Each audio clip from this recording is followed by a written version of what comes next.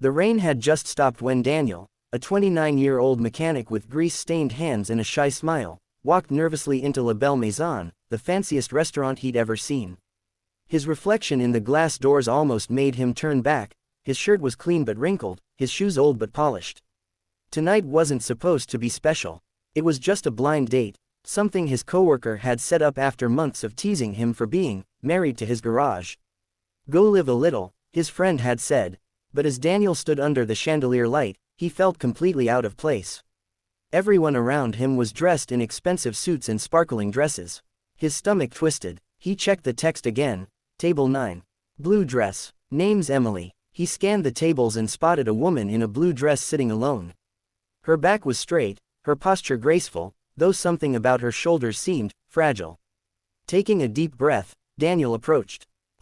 Emily, he asked quietly. The woman looked up. She was beautiful, in a soft, haunting way. Pale skin, dark hair neatly tied, and eyes that seemed to hold an entire world of sadness and strength. Yes, she said after a pause, smiling faintly. You must be Daniel. He nodded, relief washing over him. Yeah, sorry if I'm late. The rain. It's okay, she interrupted gently. I don't mind. He pulled the chair out to sit down, but froze. A sleek wheelchair peeked from beneath the tablecloth. She noticed his hesitation and smiled again, a little sadly. It's okay, she said. I'm used to that look. No, he stammered, sitting quickly. I didn't expect. I mean, not that it's a problem. She chuckled softly, saving him from drowning in his own words. It's fine. I've heard it all. Shall we order? Dinner began awkwardly. Daniel tried to make conversation. Cars, music, random jokes, anything to keep her smiling.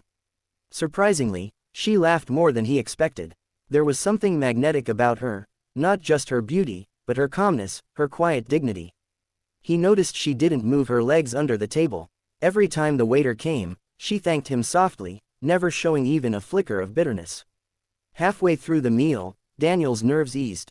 He told her stories about his childhood, about growing up poor, about fixing his first car with nothing but duct tape and hope. Emily listened, her eyes sparkling. You remind me of someone, she said softly. Yeah, who? My brother, she smiled. He used to fix things too. Except, he couldn't fix me. The tone in her voice changed, tender but heavy. Daniel hesitated. What happened? She took a deep breath. 3 years ago, car accident. A drunk driver ran a red light. I woke up in the hospital, and the doctor said I'd never walk again. Her words hit Daniel like a quiet storm. He wanted to say something comforting, but all that came out was honesty. That's unfair, he whispered. She smiled faintly. Life isn't fair, but it's still beautiful, in small ways. Like this dinner. As the evening went on, Daniel forgot about everything else, the wrinkled shirt, his rough hands, his awkwardness. Emily was funny, kind, and deeply human. When dinner ended, he stood up, ready to walk her out. Can I, help you with your chair? She nodded gratefully. Thank you. He wheeled her outside to the curb, where a sleek black car waited. A chauffeur stepped forward and opened the door. Daniel blinked. You have a driver? Emily smiled. He's my father's. He insists on it. Oh, must be nice having a supportive family. She hesitated before answering. My father's not really the emotional type. More powerful. The CEO type. He laughed. CEO type, huh? I've only met car parts and grumpy customers. She grinned. Maybe that's why I like talking to you. Then, before he could say goodbye, she looked at him, really looked at him, and said softly, would you like to see me again? Daniel's heart skipped. Yeah, I'd like that. Over the next few weeks, they met often. Coffee shops, late-night calls, small park visits where Daniel told her about engines while she teased him for being too serious. He started saving up to buy her flowers, not expensive ones, but small, wild daisies she said reminded her of freedom. One evening, as he was leaving his garage, a black luxury car pulled up. 2 men in suits stepped out. Mr. Daniel Brooks. Yeah, Mr. Raymond Hastings would like to see you. Daniel frowned. Who's that? The CEO of Hastings Enterprises. The name hit him like lightning. Emily's father. They drove him to a mansion that looked like a castle. Inside, Mr. Hastings sat behind a massive desk, his expression stern and cold. So, the man said, glancing up from a file. You're the mechanic my daughter's been seeing. Daniel swallowed. Yes, sir. Mr. Hastings sighed heavily. She's been through enough. I won't let her heart break again. You don't belong in her world, son. Daniel clenched his fists. With all due respect, sir, I'm not trying to take her world. I just care about her. The CEO's eyes softened for just a second, then hardened again. Care doesn't pay bills, or build futures. Leave her, and I'll make sure your garage gets a very generous donation. Daniel's face burned with humiliation. You can't buy what's real. He turned and walked out, his heart pounding, his dreams shattering. Days later, Emily called him, confused and hurt that he'd gone silent. Why are you avoiding me? She asked softly. I'm not good enough for you, he said, forcing the words out. Your father's right. There was silence, then her voice broke. Don't let him decide what's enough for me. But he hung up, tears blurring his vision.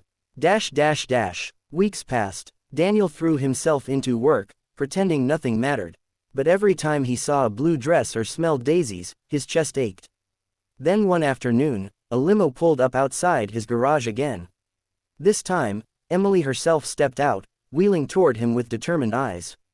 Why didn't you tell me?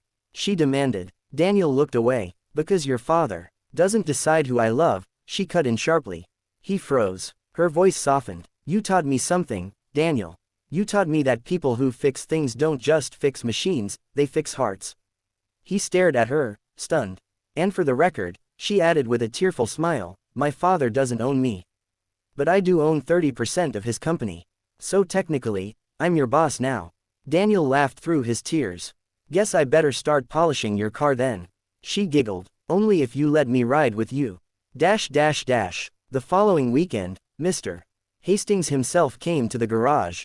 He stood silently watching as Daniel adjusted Emily's wheelchair into the back of his pickup truck. Then, finally, he said quietly, she's happier than I've seen her in years. Daniel met his gaze. That's all I want. The older man nodded slowly. Maybe I was wrong about you. For the first time, there was respect in his voice. Months later, Daniel and Emily started a foundation together, repairing cars for single mothers and people with disabilities. The sign above the workshop read, Second Chances Auto, fixing more than cars. And every evening, when the sun dipped low and the tools fell silent, Daniel would take Emily's hand, look at her wheelchair, and whisper. You're not broken, Emily. You never were. She smiled softly. Neither were you. Narrator closing. Line. Sometimes love doesn't arrive in luxury or perfection. It comes covered in grease and tears, and still finds a way to shine. Heart. If this story touched your heart, don't forget to like, share, and subscribe for more stories that remind us, kindness can change everything.